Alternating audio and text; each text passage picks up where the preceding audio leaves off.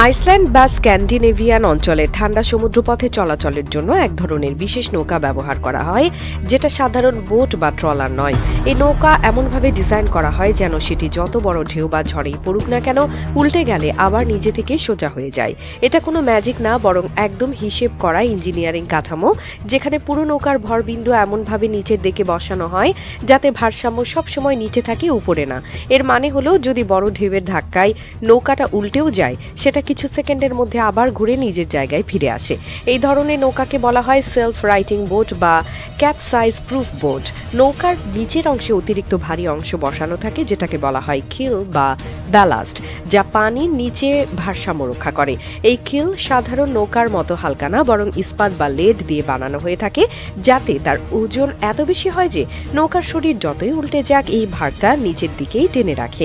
ফলে কোনো অবস্থাতেই নৌকাটা পুরোপুরি উল্টে গিয়ে ভাসতে পারে না। নৌকার ভেতরের ডিজাইনও আলাদা করে তৈরি করা হয়।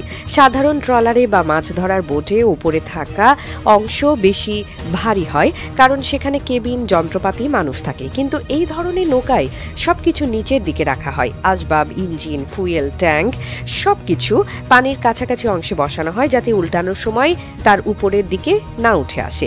আর উপরে থাকে হালকা ফাইবার কাঠামো, যেটা পানিতে পড়ে গেলেও সহজেই আবার ভাসে এবং বিপরীত দিকে চাপ দেয় না। আরেকটা বিষয় হলো, নৌকার বাইরের গঠন পুরোপুরি বাঁকানো থাকে, মানে এতে কোনো কোনা বা সমতল অংশ থাকে না। ফলে ঢেউয়ের ধাক্কায় নৌকার গায়ে পানি লাগলেও সেটা গড়িয়ে পড়ে আটকে থাকে না। এই ডিজাইনটাকে বলা হয় রোল রিকভারি স্ট্রাকচার, যার মানে হচ্ছে নৌকা একদম 180 ডিগ্রি উল্টে গেলেও সেটা ধীরে ধীরে ঘুরে আবার আগের অবস্থায় ফিরে আসে। এমনকি অনেক সময় ইচ্ছাকৃতভাবে পরীক্ষার জন্য এই নৌকা উল্টে দেয়া হয়, আর দেখা যায় মাত্র 4 থেকে 5 সেকেন্ডের মধ্যে সেটা নিজের ভারে আবার সোজা হয়ে গেছে। এই নৌকা মূলত রেস্কিউ, সমুদ্র পর্যবেক্ষণ, বৈজ্ঞানিক জরিপ বা এমন মিশনের জন্য ব্যবহার করা হয় যেখানে সমুদ্র খুবই উত্তাল থাকে। সাধারণ বোট হলে সেখানে এমনকি 30 ডিগ্রি কাত হলেও বিপদ ঘটে, কিন্তু এই নৌকা 90 ডিগ্রি থেকে 180 ডিগ্রি পর্যন্ত উল্টে গেলেও কোনো ক্ষতি হয় না। এই প্রযুক্তি এখন শুধু সামুদ্রিক বোটেই না, কিছু কিছু ছোট সাবমেরিন, তেল প্ল্যাটফর্মের রেস্কিউ ক্যাপসুল বা কোস্ট গার্ডের বিশেষ বোটে ব্যবহার করা হচ্ছে, যাতে কঠিন আবহাওয়ায় মানুষ উদ্ধারে গিয়েও নিজের জীবন ঝুঁকিতে না পড়ে। এই ডিজাইনের সবচেয়ে বড় প্রমাণ হলো, সমুদ্রের মাঝে যদি কোনো বোট উল্টে পড়ে এবং কোনো সাহায্য না থাকে, তাহলে একমাত্র এই ধরনের নৌকায় নিজে থেকে ঘুরে দাঁড়াতে পারে এবং তাতে থাকা মানুষ বেঁচে যাওয়ার একটা বাস্তব সুযোগ পায়।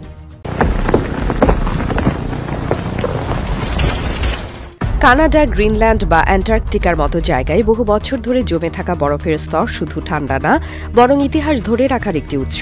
বরফের নিচে যত গভীরে যাওয়া যায়, তত পুরনো স্তর পাওয়া যায়। আর এই স্তরগুলো আসলে সময়ের এক একটা স্তম্ভের মতো, যেগুলোর ভেতরে বাতাস, ধুলা, এমনকি পানি পর্যন্ত আটকে থাকে। বিজ্ঞানীরা যখন অ্যান্টার্কটিকার গভীর বরফ কেটে নমুনা সংগ্রহ করেন, তখন দেখা যায় কিছু কিছু বরফের গঠন এতটাই পুরনো যে সেগুলোর বয়স 20 লাখ বছরেরও বেশি।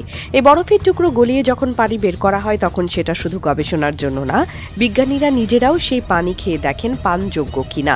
এই পানি কোনো সাধারণ হিমায়িত পানি না, এটা এমন সময়ের পানি যখন পৃথিবীতে কোনো আধুনিক সভ্যতা ছিল না, এমনকি মানুষও তখন তেমনভাবে গঠন হয়নি। তখনকার পরিবেশে বাতাসের গঠন, ব্যাকটেরিয়ার অস্তিত্ব, এমনকি সূর্যের রশ্মির রাসায়নিক প্রতিক্রিয়া ছিল একেবারে আলাদা। সেই সময়ের পানি বরফ হয়ে নিচে চাপা পড়া এত বছর ধরে থেকে গেছে আর কোনোভাবেই দূষিত হয়নি। বিজ্ঞানীরা যখন সেই বরফ বের করে এনে ল্যাবরেটরিতে গলিয়ে সেটা বিশ্লেষণ করেন, তখন পানির গঠন পরীক্ষা করে দেখা যায় এতে কোনো ধরনের জীবাণু নেই, কোনো সংক্রমণ নেই, এমনকি স্বাদেও একেবারে স্বচ্ছ। বিশেষ যন্ত্র দিয়ে পানির পিএইচ, অক্সিজেন লেভেল এবং অন্যান্য খনিজ উপাদান চেক করে দেখা গেছে এটা একদম নিরাপদ। এরপর কিছু গবেষক যারা দীর্ঘদিন ধরে এই প্রকল্পে কাজ করছিলেন, তারা গলানো পানি সরাসরি মুখে দিয়ে খেয়ে দেখেন। তাদের মতে এটা একেবারে বিশুদ্ধ পানি, নরম, কোনো ধাতব স্বাদ নেই, কোনো রাসায়নিক টানও নেই, অনেকটা ঝর্ণার পানির মতোই ঠান্ডা এবং স্বচ্ছ ছিল। এই পরীক্ষার মাধ্যমে একটা বিষয় পরিষ্কার হয়, পৃথিবীর অতীত পরিবেশ ঠিক কতটা বিশুদ্ধ ছিল। এখন যেখানে পানিতে ক্লোরিন, আয়রন, সালফার, এমনকি প্লাস্টিক কণা পর্যন্ত পাওয়া যায়, সেখানে 20 লাখ বছর আগের পানি এমনভাবে বরফ হয়ে জমে আছে যাতে কোনো আধুনিক দূষণের ছোঁয়া পর্যন্ত লাগেনি। এই বরফ এত গভীরে ছিল যেখানে সূর্যের আলোও পৌঁছায় না, সেখানে এই পানি সংরক্ষিত ছিল নিখুঁতভাবে।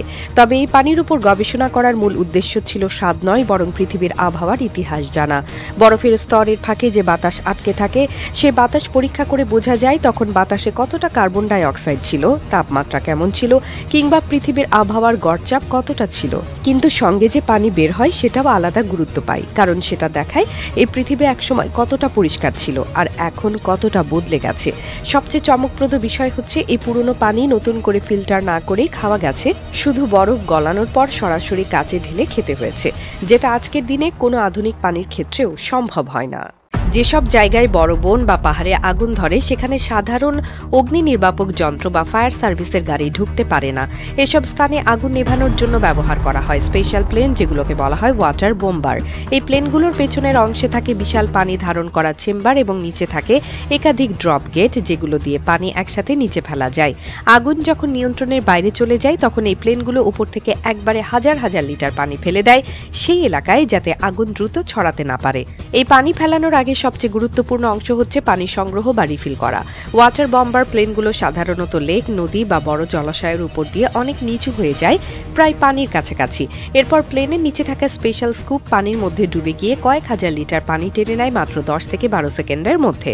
এই সময় প্লেনের গতি কমানো হয় ঠিক 130 থেকে 150 কিলোমিটার পার ঘন্টার মতো, কারণ খুব ধীরে গেলে প্লেন ভাসতে পারে না, আবার বেশি জোরে গেলে স্কুপ ভেঙে যায় বা পানি সঠিকভাবে টানা যায় না। এই পুরো প্রক্রিয়ায় পাইলটকে খুব অভিজ্ঞ হতে হয়, কারণ পানির খুব কাছাকাছি এসে প্লেন ঠিকভাবে নিয়ন্ত্রণ করতে না পারলে দুর্ঘটনা ঘটে যেতে পারে।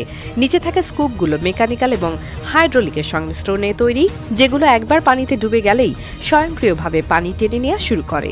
স্কুপে একাধিক ইনলেট থাকে এবং ভেতরের চেম্বারে নির্দিষ্ট মাত্রা পূরণ হলে অটোমেটিক বন্ধ হয়ে যায়। এরপর প্লেন ফের আকাশে উঠে আগুনের উপরে গিয়ে নির্ধারিত পজিশনে গিয়ে নিচে পানি ফেলে দেয়। প্রতি ঘন্টায় এক একটা ওয়াটার বম্বার 5 থেকে 6 বার পর্যন্ত রিফিল করতে পারে, আর প্রতিবার প্রায় 5000 থেকে 6000 লিটার পানি নিচে ফেলে।